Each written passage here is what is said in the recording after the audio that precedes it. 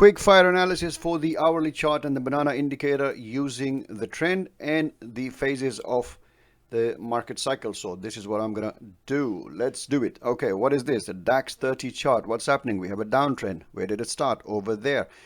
Did it break out? Not really. So what did it do? It started going into a channel, then it pulled back. Is there a breakout? Now there was a one candle pullback, and when there was a signal here, and now what is it doing? Well, it's continuation of that.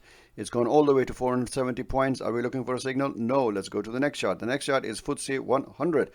What's happening over here? There is a trading range. Do we need to do anything about it? Nothing. So go to the next chart. The Nasdaq 100. What's happening here? There is a downtrend. Where did it start? Over here. Was there a breakout? Yes. Was there a first signal? Yes. There's a second pullback.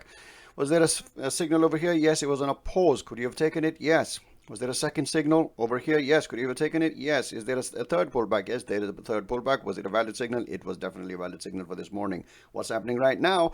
Nothing. It has done what it was supposed to do. It has done more than a 5R on this signal. What else do you want? Actually, it's done 6R.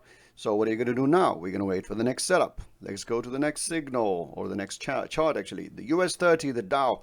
What's happening over here? It's a downtrend. Where did it start? Over here. What was this around this phase? Well, it was a kind of a trading range. Did it break it? Yes, there was a breakout phase. Where's the first signal and first pullback? Over here. Could you have traded it? Yes.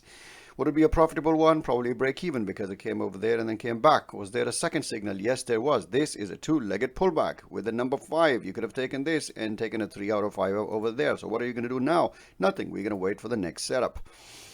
What's happening over here? This is the pound dollar. Where, what do we see? We have a downtrend which kind of ended here and then went up. So what happened over here? We have a breakout, then we have a pause signal.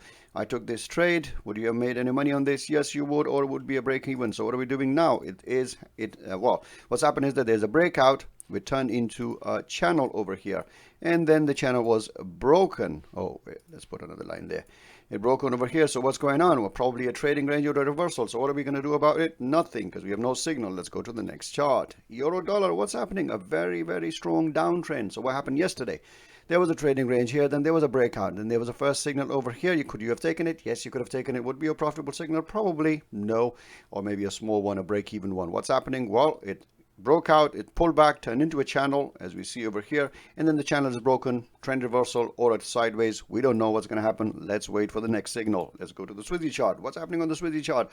Well, we had a trading range over here. Yesterday, we had a strong breakout, the first signal and the first pullback, second pullback. Well, this is actually the first pullback, then this is the second pullback, this is the third pullback. What are we going to do about this? Nothing, because the trade was over here or here, and that time is gone. We're going to look for the next setup. Dollar yen. What's happening on the dollar yen? Well, the dollar yen was going kind of sideways, and we know that on the daily chart it's in a very, very strong uptrend. So over here there was a breakout. Was this a tradable signal? Not for me. Some people took it, but it is not the best signal. So why is not the best? Because we have one candle breakout here. You could consider this as a breakout of this level or this level, but it was not a breakout for me because it wasn't a breakout of the whole range. So I did not take it. Could have taken a breakout trade, yes, but I do not take the breakout trade. So what's happening over here? Well, we have an uptrend. It started from over here or over here. Well, we will call it from over here because we start our analysis from a trading range. That's the cycle of the market cycle, right? Trading range, breakout, first pullback creates a channel, then that becomes a wedge, and then it comes into a trading range again, like what we see over here. We have a breakout phase, 1, 2, 3, 4 bullish candles, followed by a first pullback, followed by a pause actually, and then a pullback, and then a continuation, and then a failed new high, which created a trading range. Now it's going in a sideways. What are we going to do? Nothing, because we're going to look for a new scenario. Next chart, the dollar CAD. What's happening on the dollar CAD? Yesterday there was a breakout, and then there was a pullback, and there was a beautiful signal. This signal was taken. Some people took it. Tom took it, and you took a 3-hour trade on it. Beautiful trade. I don't know why I didn't take it. I should have taken it. It was a very good signal. And now what's happening? Well, there's an uptrend. It started from over here. There was a breakout, first pullback. It went up, turned into a channel. Here we go. Let me put that channel for you. It's a wedge kind of channel, and then that channel formation has been broken. So what's happening? Possible trend reversal or a trading range sideways. So what are we going to do? We're going to go to the next chart. Euro CAD, exactly like the euro dollar, exactly the same thing. Don't want to do it again. Australian dollar. What was happening on the Australian dollar? Well, it has been going up, and there was a breakout yesterday on some news. This was the RBA news, so we couldn't really trade it. Anyway, there was a breakout here, then there's a pullback. We took the trade on the pullback here. I had a 10 stop loss, and it hit my 3R, which I had 5R target. It went up. What's happening right now? Well, there was a reversal of this up move, and that has turned into a trading range. Let's mark it with a box. There we go. So what are we gonna do now? Nothing. We're gonna wait for a breakout on another setup. So the next one, Kiwi. We are 5 minutes into this video, and I'm on my almost more than half mark. So what do we see over here? Well, we see a sideways market overall. So it's the same like Australian dollar. It was going up, and then there was a reversal, and now it's in a trading range. So what are we going to do? Nothing. We're going to wait for the next setup. Pound yen. Pound yen is going in an uptrend. Right now, it is in a wedge channel. Price action is spiky. That's why I did not take this. The signal was big as well, so don't want to take it. So what are we going to do with this? We're going to wait for it to give us another signal or something, you know. Euro yen. Euro yen also is a spiky like the pound yen at the moment. As you can see, there's so many wicks and stuff. There was a signal over here. Some people took it. I did not, because I was looking at these levels and the spikiness of the chart. There's no momentum. I did not like it, and I don't still like it. There we go. Next chart. Australian dollar yen. Similar to the dollar yen and the Australian dollar yen, because it is a son of them or a daughter.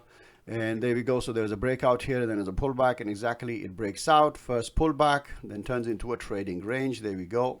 So this is the setup that we have, right? A breakout, then the first pullback, but the pullback is way up there. If it was somewhere here, it would be fun, but it comes all the way up there after, you know, moving more than average to range, and then it goes into a trading range. So what are we going to do now? We're going to wait for a breakout. We're not doing anything. CAD yen, a beautiful signal yesterday. What was happening over here was that it broke this trading range, broke out, pulled back. You took the trade. Sam took this trade. A beautiful 3-hour signal. Very well done, Mr. Sam. So what's happening over here? Let's do the market cycle. We have a breakout, the first pullback, then another breakout, creates a channel, and then this high tries to break but fails. That means that the channel formation has been broken, and then when this high fails, we have two highs, which means that we have a trading range, and now this is a trading range. So what are we going to do? We're going to do nothing. We're going to wait for either a breakout here or a breakout here, and then wait for a pullback. There we go. Euro pound.